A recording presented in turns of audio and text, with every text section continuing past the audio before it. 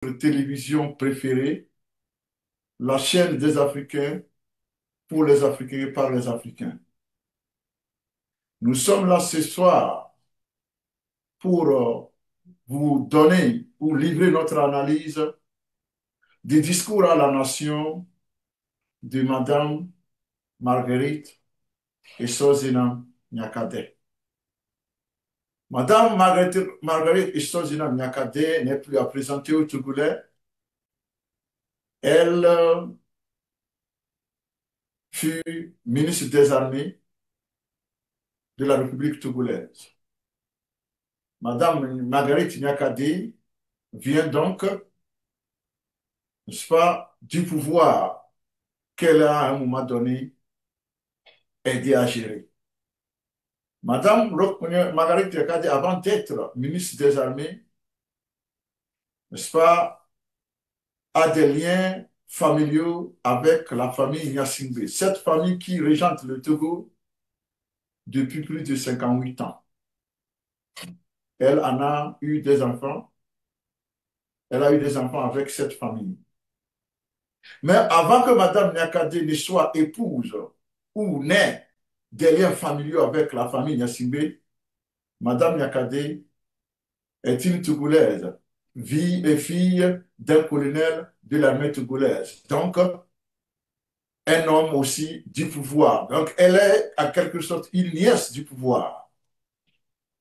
Mais avant que Madame Nyakade ne soit donc fille ou nièce du pouvoir, Madame Nyakade est avant tout une Togolaise, une citoyenne togolaise qui a le droit de s'intéresser aux affaires du Togo comme tout Togolais, d'où qu'il soit, quelles que soient ses origines ethniques, régionales, religieuses ou politiques. Vous savez quoi, mes chers amis? Nous avons voulu nous apaisantir sur ce discours à la nation parce que c'est un discours qui répond à toutes les questions que les Togolais soulèvent, quelles que soient les questions relatives aux motifs ou aux motivations concernant son engagement ou sa prise de position ces derniers temps. Où est-ce que nous allons ou comment faire pour faire chuter cette dictature? Madame Nyakade nous a prouvé qu'elle est une élève de ce qu'on appelle la rhétorique. Elle est allée à l'école de la rhétorique. Comme vous le savez, la rhétorique, c'est l'art de parler pour convaincre. Madame Nyakade nous a prouvé qu'elle est aguerrie, elle est bien préparée pour parler du Togo sur tous les plans. Vous savez, dans l'ancien temps, la rhétorique était une école à part, que tous ceux-là qui voulaient se faire respecter dans la société, du moins chez les Grecs, allaient uniquement que pour apprendre à parler et à s'adresser aux autres dans le but de les convaincre. On nous a dit qu'il fut un pharaon d'Égypte qui était un pharaon brutal, oppresseur, qui régnait par la force. Mais lorsque son temps arriva, lorsqu'il devait céder le trône à son fils, en guise de préparation, il a appelé son fils et lui a dit, mon fils, si tu veux être respecté par tes administrés, par le monde entier, il faut apprendre à parler pour convaincre. Donc, il faut aller à l'école de la rhétorique. Ce n'est pas les pistolets, ce n'est pas la Kalachnikov, ce n'est pas la bombe atomique qui dirige, qui convainc, qui amène l'homme à te respecter, mais c'est ta manière de parler qui convainc, qui amène l'homme à te respecter. Alors, il faut apprendre à bien parler. Donc, si tu veux être un bon leader, si tu veux être un bon roi, il faut apprendre à parler pour convaincre. Donc, vous vous rendez compte que le roi qui régnait avec les armes dit à son fils que les armes ne feront rien, il faut plutôt s'armer de l'art de parler pour convaincre. Ce qui fait que je commence par d'abord dire que Mme Yakade a tout gagné avant même de commencer par poser son argumentaire. Mme Yakade a commencé par faire ses sorties depuis le mois de mai, où elle publiait des tribunes pour, n'est-ce pas, parler des abus et des dérives du régime de Faure Gnassingbé. Et elle le fait preuve à l'appui parce qu'elle-même fut membre de ce gouvernement. Ce qu'elle a vécu, ce qu'elle a vu, tout ça là, Mme Yakade, en tout cas, utilise ses souvenirs pour pouvoir construire son argumentaire. Mais vous savez quoi? Mme Yakade a utilisé une méthode, une démarche qui séduit. D'abord, Mme Yakade, d'entrée, essaie d'établir ce qu'on appelle les ethos. C'est ce que les Grecs appellent ethos, c'est-à-dire sa crédibilité. La crédibilité du locuteur est très importante, très importante, n'est-ce pas, dans la rhétorique. Madame Yakade établit sa crédibilité et la solidifie en étant claire. D'abord, elle dit que elle est une Togolaise. Elle se représente aux Togolais. Une Togolaise. Mais avant de commencer par argumenter, elle dit, je sais que certains parmi vous ont des doutes quant à la motivation de mes actions, de mes prises de parole. D'aucuns disent que c'est parce que je suis aigri que je le fais. C'est parce que je ne suis plus dans le gouvernement que je le fais. Ou ceci ou cela. D'aucuns disent que non. Elle qui fait partie de la famille Gnassingbé, est-ce qu'elle peut dire quelque chose de sérieux pour dénoncer ce régime? À tout cela, elle dit, je réponds. Elle dit, oui, j'ai des liens familiaux avec la famille Gnassingbé. Oui, j'ai servi dans le gouvernement de Fort Gnassingbé. Oui, mes origines ethniques, n'est-ce pas, sont proches, n'est-ce pas, du régime.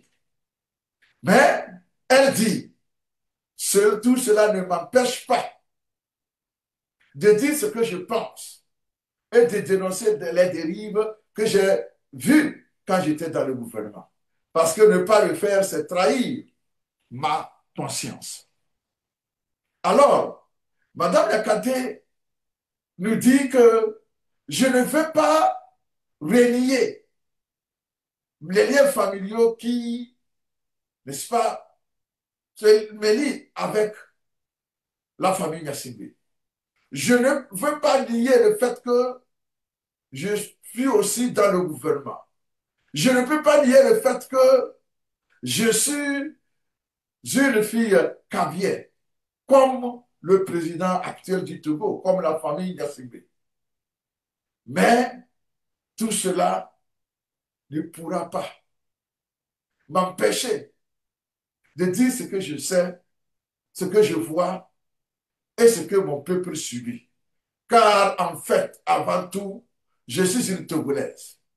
Et en tant que Togolaise, j'ai le droit, comme tout Togolais, de prendre la parole. Là, donc, c'est à ce titre que je prends la parole, n'est-ce pas? Malgré tout ce que je viens de citer, pour parler à mes citoyens et concitoyens du Togo.